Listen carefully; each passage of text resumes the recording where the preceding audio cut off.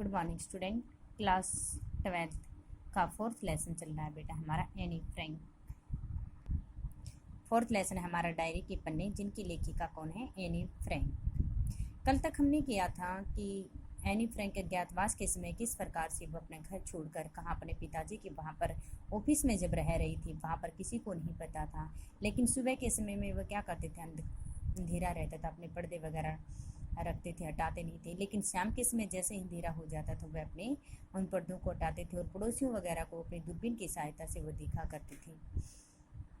उसके बाद में आगे कि मिस्टर डसेल बच्चों के साथ खूब आनंदपूर्वक खेलते थे। यानी कि मिस्टर डसेल जो बच्चों को शिक्षा वगैरह भी सिखाते थे, जो उनकी गुरुजी थी, वह कहते कि वे बच्चों को क्या करते थे, उनके साथ आनंदपूर्वक खेलते भी थे, उन्हें खूब प्यार भी करते थे। वे एक अनुशासन प्रिय व्यक्ति थे।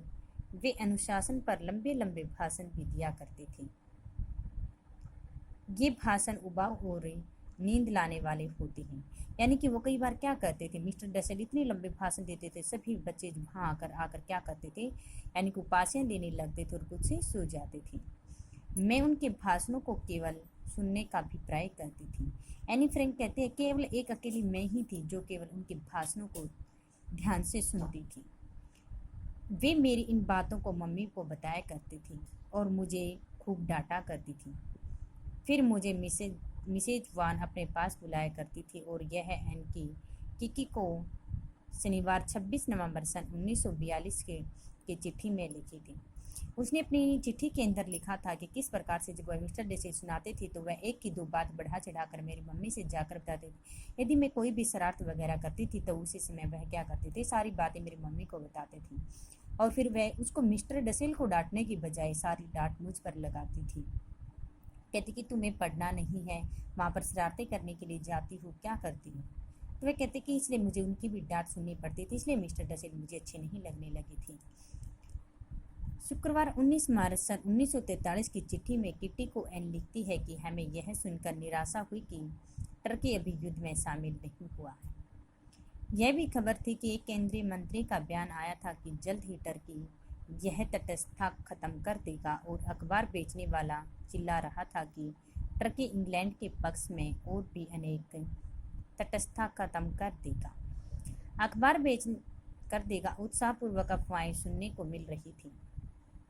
1000 गिल्डर के नोट अवैध मुद्रा घोषित कर दिए गए थे। काला धंधा करने वाले के लिए एक बड़ा झटका था। ये लोग अब भूमिगत भी हो गए थे। 500 गिल्डर के नोट भी अब बेकार हो गए थे। मार्गोट मिस्टर डसेल की, वह कहते कि उस समय 1000 गिल्डर का नोट, वह कहते कि यानी कि नहीं चलने वाला था, वो भी बेकार हो चुके थे। मार्गोट मिस्टर डसेल को डच अध्यापिका बन गई थी। मार्गोट क्या थी? जो मिस्टर डसेल की अध्यापिका बन गई थी, यानी कि जो एनी फ्रैंक की बड़ी बहन है, वह उनके पत्र ठीक किया करती थी। पापा के मना करने के बाद भी मार्गोट ने यह कार्य बंद कर दिया था, परंतु मुझे फिर लगने लगा कि मिस्टर डसेल को चिट्ठियाँ लिखना फिर शुरू कर रही थी। मिस्टर हिटलर की घायल सैनिकों से बातचीत मैंने रेडियो के माध्यम से सुनी थी और यह करुणाजनक अनुभव भी था। एन किट्टी को लिखी एक चिट्ठी का जिक्र करती है कि मुझे पिछले सप्ताहों से परिवार के वृक्षों और वंशावली तालिमाओं में खासी रुचि हो गई थी। यह काम करके मैं इस नतीजे पर पहुंची कि एक बार मुझे खोजना शुरू कर दो तो मैं तुम्हें अतीत के गहरे और गहरे उतरना पड़ेगा। मेरे पास फिल्मी कलाकारों की तस्वीरें हैं, एक अच्छा खासा संग्रह भी हो गया था। यानी कि एनी फ्रैंक जो होती है वह ज़्यादातर फिल्मों में उसकी बहुत ही ज़्यादा रुचि थी। तरह तरह के वो फिल्मों के अंदर अपने हेयर स्टाइल वगैरह बना करके सामने आती थी, सभी लोग उसका हंसी मजाक उड़ाते थे। लेकिन फिर कुछ समय के पश्चात फिर वह अपनी उसी अवस्था में आ जाती है। मिस्टर कुल्लर हर सोमवार मेरे लिए एक सिनेमा एंड थिएटर पत्रिका की पत्ती अवश्य लाती थी। मैं फिल्म के मुख्य नायक और नायिकाओं की समीक्षा फराटे से करती थी। जब मैं नई की सज्जा बनाकर बाहर निकलती तो मुझे यह अंदेशा पहले ही रहता था कि लोग मुझे टोकर कहेंगे कि फला फिल्म की स्टार नकल कर रही है। जब मैं ये कहती कि ये मेरा अपना आविष्कार है तो लोग मेरा मजाक उड़ाते। जहाँ तक मेरे हेयर स्टाइल का सवाल है, याद 1 घंटे से अधिक टिक नहीं पाता था। मैं इससे बोर हो जाती और सभी टिप्पणियाँ सुनते सुनते मेरे कान पकने लगती। मैं सीधे गुस्लखाने में जाते और मेरे बाल फिर से उलझ कर खंगुराले हो जाते थे। जब लोग मुझे तरह तरह की बातें करते थे और डांटते फटकारते थे, मैं अपने हेयर स्टाइल को काफ़ी लंबे समय तक नहीं रखती थी, केवल आधे या पौने घंटे तक ही रखती थी। उसके बाद फिर मैं अपने उसी खंगुराले अवस्था में आ जाती हूँ। और लेकिन मेरा हाँ, फिल्मों के अंदर यानी कि मैं फिल्म में हिस्सा लेने के लिए, तरह तरह की अच्छी फिल्म बनाने के लिए पत्रिकाओं को खोजती रहती थी, उन्हें पढ़ती रहती थी और मेरी रुचि बहुत अधिक थी। एन फ्रैंक बुधवार 28 जनवरी सन 1944 को एक चिट्ठी के माध्यम से अपनी प्यारी गुड़िया किट्टी को बताती है कि जॉन और मिस्टर क्लेमेंट भी अज्ञातवास में छुपे अथवा भूमिगत हो गई हैं। लोगों के बारे में कहना उन्हें बहुत अच्छा लगता था। हम सभी उनकी बातों को ध्यान से सुना करते थे और यह भी कहा करते थे कि हम उन सब तकलीफ़ों से हमदर्दी हैं जो गिरफ्तार हो गई हैं। और सभी लोग ये कहते हैं कि जो लोग गिरफ्तार यानी कि वहाँ पर आपस में मदद करने के लिए कोई भी आस पड़ोस के व्यक्ति उस समय नहीं आए थे। और उन लोगों की खुशी में हमारी खुशी है जो कैद में आज़ाद हो गई थी। भूमिगत होना, अज्ञातवास से चले जाना अब आम बात हो गई है। कुछ लोग तो ऐसे भी हैं जो छुपे लोगों को वित्तीय सहायता पहुंचाते हैं। यह बात हैरान कर देने वाली है कि ये लोग अपनी जान जोखिम में डालकर दूसरों की मदद करते हैं। इससे बढ़िया काम उन लोगों का है जो आज तक हमारी मदद कर रहे हैं और हमें उम्मीद है कि वे सुरक्षित किनारे तक ले जाएंगे। प्रतिदिन ऊपर हमारे आकर कारोबार और राजनीति की बातें करते हैं। वे हमारे जन्मदिनों पर फूल और उपहार लाकर आते हैं। वे हमेशा खुश रखने की कोशिश करते हैं।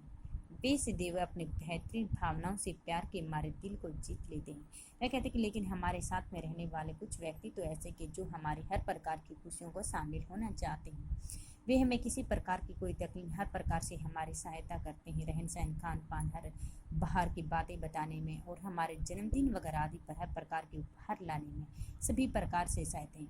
तो हम सोचते हैं कि वे हर प्रकार के जो युद्ध वगैरह हो रहे हैं, इन युद्ध वगैरह से वे लोग बाहर निकल जाएं और हमें ये भी पता है कि वो हमें एक सुरक्षित किनारे तक ले जाएंगे। उनके कारण हमें किसी प्रकार का कष्ट नहीं सहना पड़ेगा। इसमें से हमारा फर्स्ट क्वेश्चन है कि एन फ्रैंक ने मिस्टर डसेल के चरित्र चित्रण को किस प्रकार से किया था।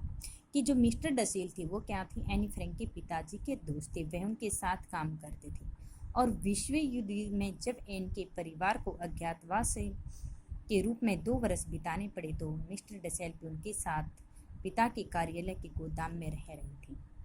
वह उनको काफ़ी लंबे समय तक दोनों एक लंबे संकरे कमरे में रूममेट थी, यानी कि दोनों एक साथ रहती थी।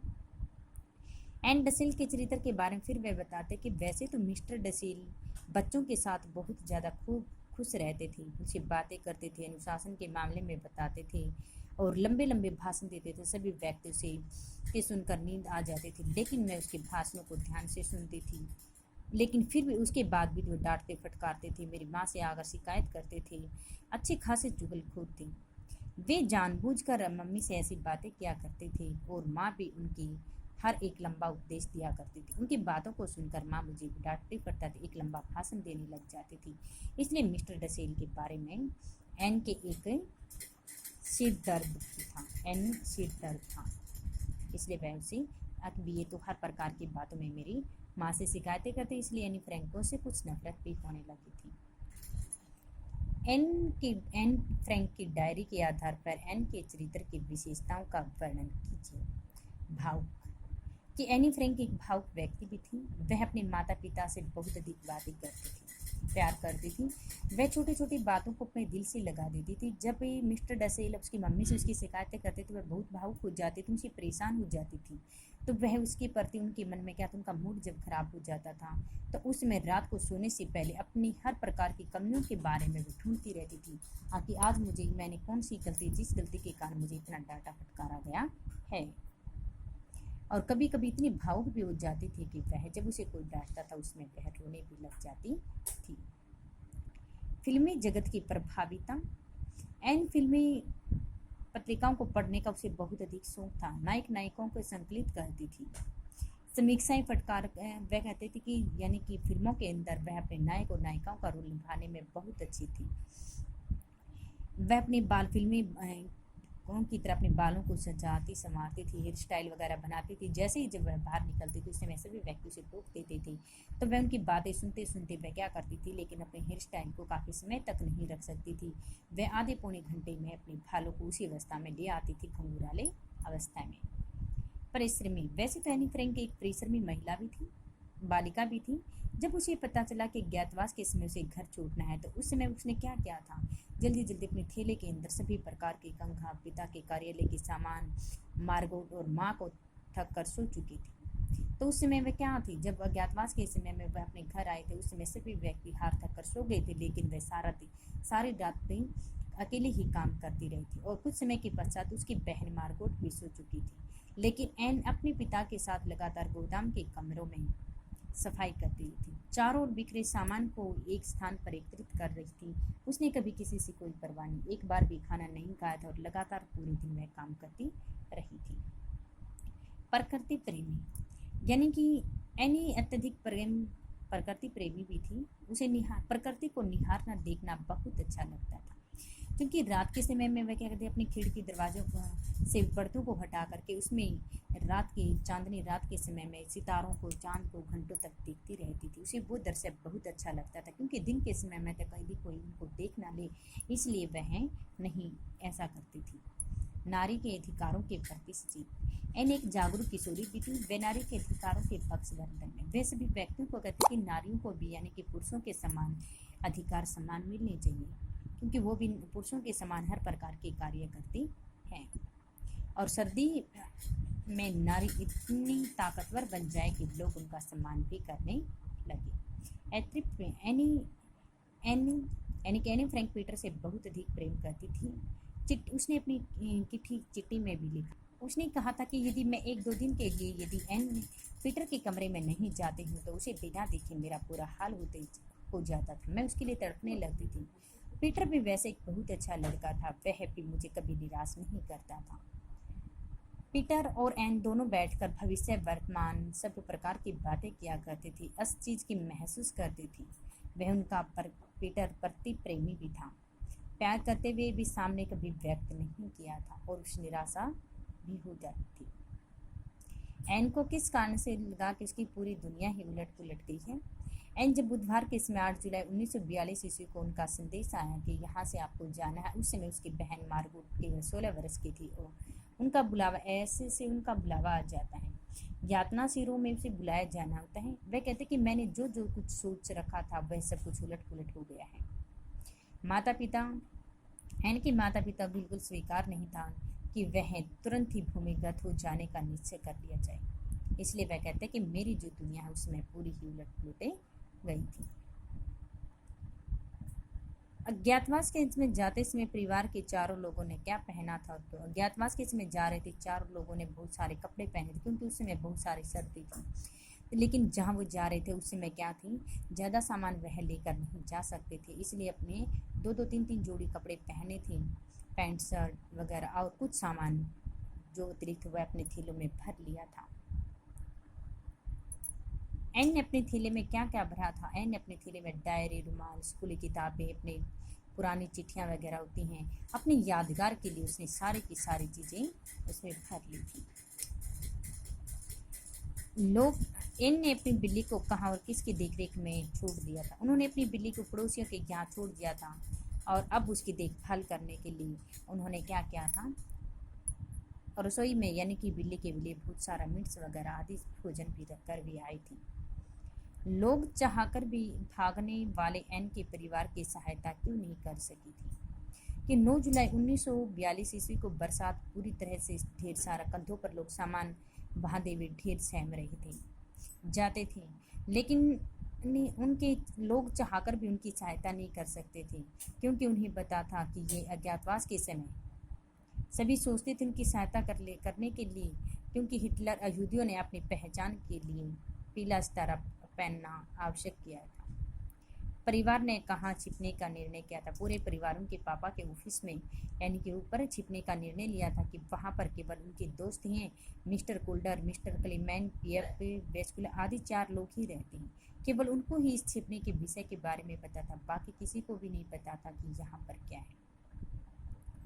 अंधेरे में छिपे हुए लोग वे अपना समय कैसे बिताते थे। लगभग 4 बजे जब अंधेरा हो जाता था उस समय वे क्या करते थे, आपस में शरारतें करके, व्यायाम करके अपना समय बिताते, पहेलियाँ बुझाते थे, अंग्रेजी, फ्रेंच वगैरह आदि बोलते थे, किताबों की समीक्षाएँ करते थे, कभी दूरबीन लगा करके पड़ोसियों को देखते थे और कभी कुछ कार्य करते थे। अंधकार के समय में अपना समय वे बच्चे इसी प्रकार से व्यवस्थित करते थे। अज्ञातवास के दौरान टर्की से संबंधित कौन सी उत्साहपूर्वक अफवाहें सुनी गई थी। कि अज्ञातवास के दौरान टर्की के एक केंद्रीय मंत्री ने जब उन्हें यह कहा था कि टर्की जल्द ही तटस्थता छोड़ देगा और इंग्लैंड के पक्ष में एन के परिवार का उत्साह उसमें बढ़ गया था कि जो युद्ध वगैरह हो रहा है अब वो छूट जाएगा। तो ये हमारे क्वेश्चन आंसर हैं 12 तक, ये राइट प्लस लर्न होने चाहिए। कैन को किक कान के पूरी दुनिया लटपट गई है। क्या क्या थैले में भरा था। अज्ञातवास के साथ इस समय कौन क्या क्या उन्होंने पहना था। अपनी बिल्ली की देखभाल के लिए कहाँ छोड़ा था। लोगों ने चाहकर भी सहायता उन्हें किस प्रकार से नहीं कर पाए थे। ये सारे क्वेश्चन आंसर हमारे राइट प्लस लर्न।